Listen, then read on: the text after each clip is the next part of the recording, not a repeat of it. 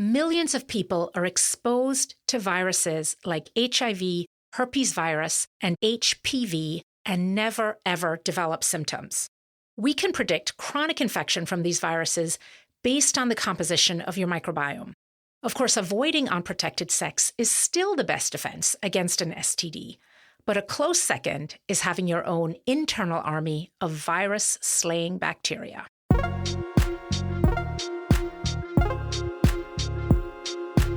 I'm Dr. Robynne Chutkan, gastroenterologist, microbiome expert, and author, and I am here to help you find gut bliss.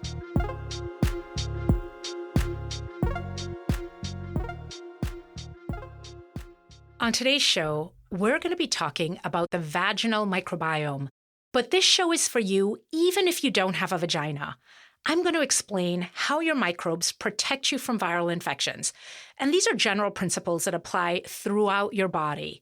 So this episode is all about creating a healthier host. And by host, I mean you, your body, so that you can be more resilient to pathogens. So I want you to stick with me whether or not you have a vagina, because I promise you there is so much useful information in this episode. I'm a gastroenterologist, so I am all about the gut. But the vagina is a digestive tract's closest next-door neighbor. And like the gut, it also has a booming microbial community that's intimately involved in its health and well-being. To illustrate just how important that community is, I want to tell you about a patient of mine, Marissa. Marissa had been my patient since I diagnosed her with Crohn's disease at 16. She'd been on tons of antibiotics as a child for strep throat and then again in her teens for acne. I vividly remember Marissa's first appointment with me after she got her driver's license. She swaggered into my office, proudly dangling her car keys, and on her own for the first time, without her parents sort of hovering nearby as they usually did during her office visits. Unfortunately, Marissa's first time having sex was not nearly as triumphant. She went off to college in Boston, joined a sorority, decided to major in medieval studies, met a guy named Bruce, fell in love, lost her virginity, and came home with a painful case of genital warts. Since she didn't have a primary care doctor, her parents called me. They wanted to know why this had happened, especially since Marissa had only ever had sex that one time with Bruce. And she really had only had sex one time. It wasn't like this is what she told her parents. She truly had sex one time and came down with genital warts. The fact that 75% of sexually active people will get human papillomavirus, HPV, the organism that causes most genital warts, did not make her parents feel better. They didn't care about the 40 or so million other Americans with HPV who are mostly asymptomatic or dealing with mild infections. And although they chalked it up to just really bad luck, they still felt that it was somehow unjust that their daughter had developed genital warts after having sex just one time.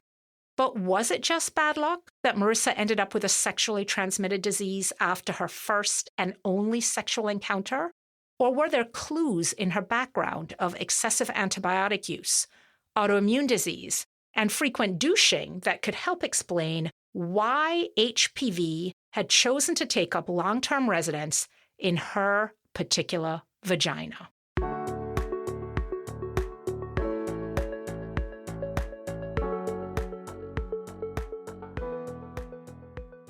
The Gut Bliss podcast is brought to you by VisBiome, my first and quite frankly, my only choice for a probiotic. Whether you're dealing with irritable bowel syndrome or just looking to restore your gut health, VisBiome can help. It's a medical food for the dietary management of IBS and gut inflammation, backed by science and clinically vetted by thousands of my own patients. Find your gut bliss with VisBiome. Go to visbiome.com/gutbliss and use discount code GUTBLISS at checkout.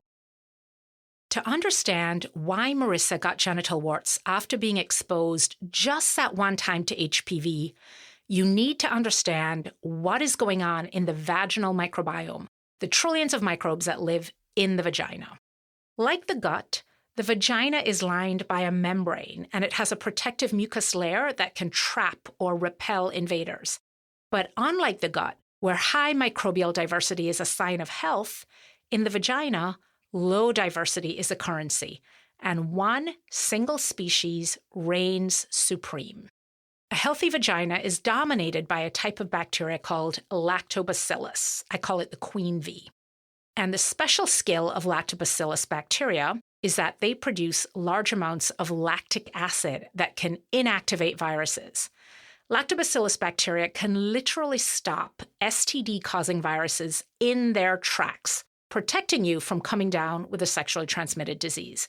Vaginas that are lucky enough to be fortified by large amounts of lactobacillus are much harder for viruses like HIV, HPV, and HSV to penetrate. In a healthy vagina, somewhere between 60% and 90% of the bacteria are lactobacillus species. We see some variation among different races, with white and Asian women tending to have slightly higher percentages of lactobacillus compared to Hispanic and Black women. But regardless of race, more than 50% lactobacillus species is definitely the norm. Now, in an unbalanced vaginal microbiome, we see a much lower percentage of lactobacillus, usually under 30%, with microbes like Gardnerella, Prevotella, and Mycoplasma making up the difference. Now, what I want you to keep in mind is that these other bacteria are all normally present in the vagina, but at much lower levels. And they're not particularly pathogenic. They just lack the acid-producing skills of lactobacillus. And as a result, they end up creating a more hospitable environment that's ideal for viruses to replicate and flourish. Why? Because acidic environments, like you get from lactobacillus, are much harder for viruses to penetrate.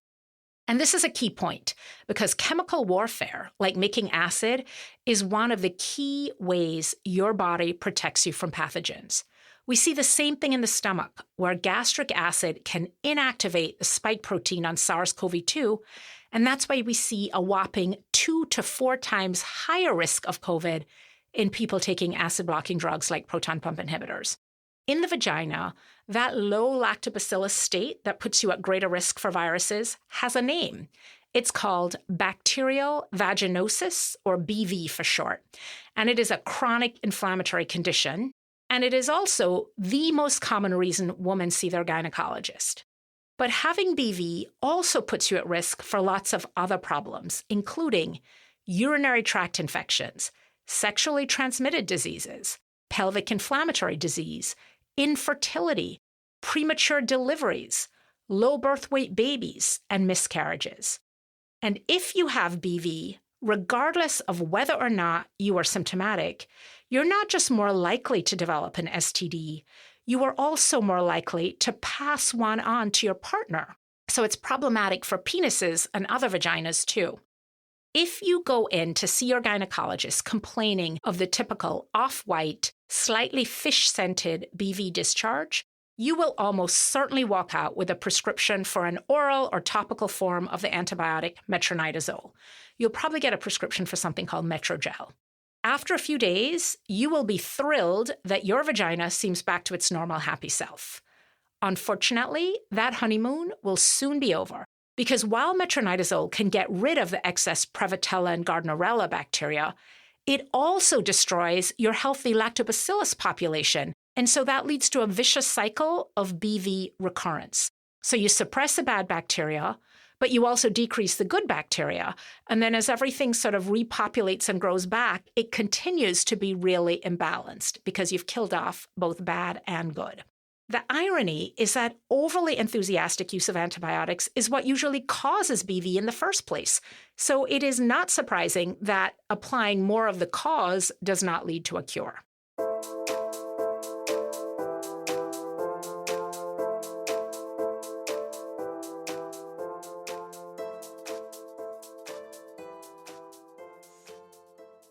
We are so conditioned to believe that antibiotics are helpful, it can be hard for us to accept that they can actually make us more susceptible to infection. BV is a classic example of how wiping out essential bacteria like lactobacillus can make it easier for viruses to penetrate your vagina. Had Marissa been aware that the years of antibiotics she took for acne in high school would lead to a diagnosis of BV and increase her odds of genital warts, she would probably have declined that prescription from her dermatologist. Like BV, acne is a state of microbial imbalance, not infection. And while an antibiotic may temporarily help get rid of pimples, it frequently leads to unanticipated vulnerabilities down the road. You know, your face may seem pretty remote from your vagina, but your entire microbiome is synergistically connected, and disrupting one community can lead to disarray in others. Treating microbial imbalance with antibiotics can make you more susceptible to pathogens. We see almost 5 times higher rates of rotavirus and more severe infection in children who have recently been treated with antibiotics and are missing some of those crucial protective bacteria. The same mechanism of bacterial protection is also true for other viruses like influenza, with increased susceptibility and worse symptoms when antibiotics precede the viral illness. Millions of people are exposed to HIV, the virus that causes AIDS, or herpes simplex, the virus that causes oral and genital herpes, on a regular basis. But many of them never, ever develop symptoms. So here, too, we can predict chronic viral infection based on what the microbiome looks like. BV, a disrupted vaginal microbiome, is associated with a 60% increased risk of getting HIV after exposure, and also more shedding and more transmissibility in those who have it. In a study of young South African women, those with vaginal dysbiosis were 4 times more likely to get infected with HIV. Of course, avoiding unprotected sex is still hands down, absolutely the best and most important defense. But it's also important to have an intact internal army of virus-slaying bacteria. In Marissa's case, there were a couple other vulnerabilities that put her at increased risk for genital warts that I want to tell you about.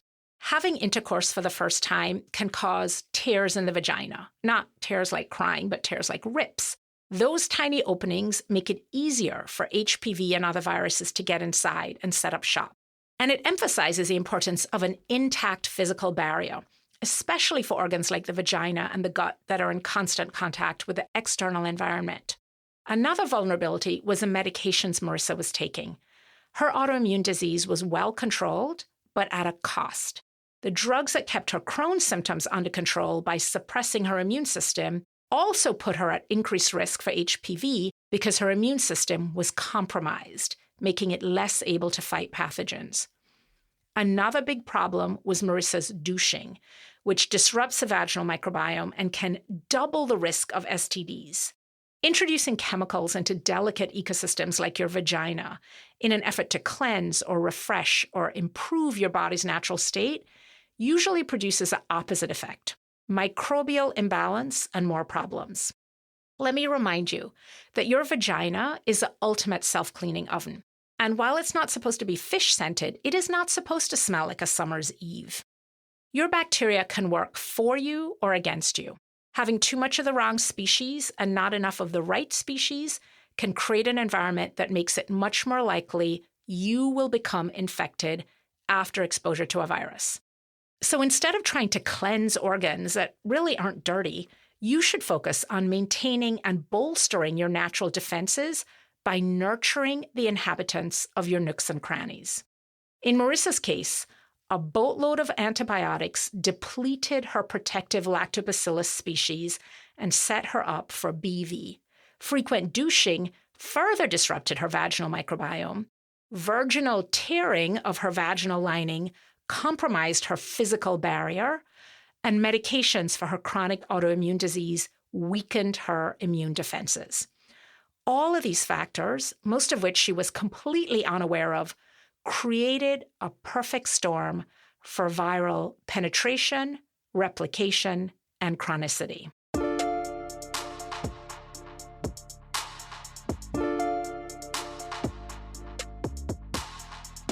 So I want to leave you with 3 takeaways about resisting viral infections.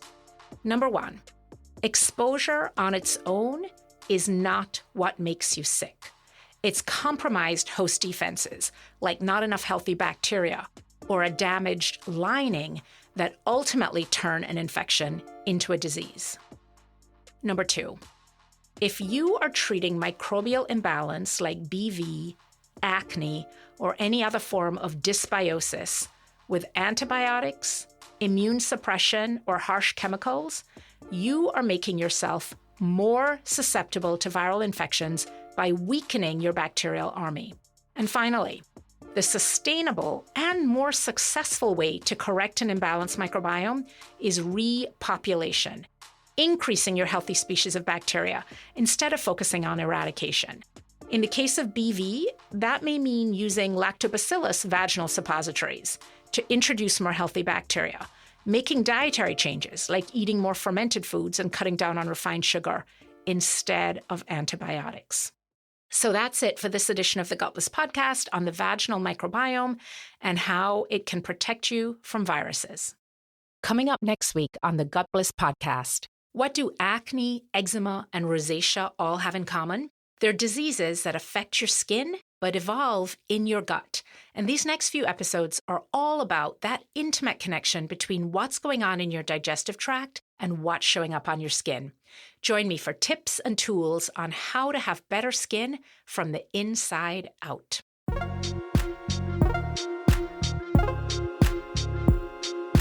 Go to gutbliss.com for my free 7-day microbiome reboot course.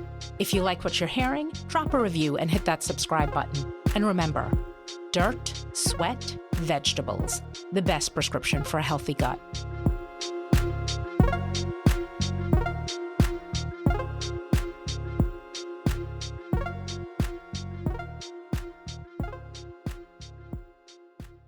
The information presented in this show is not meant to be medical advice. Consult your doctor before making any decisions about your health. The patients discussed are real people, but names and identifying features have been changed to protect their privacy.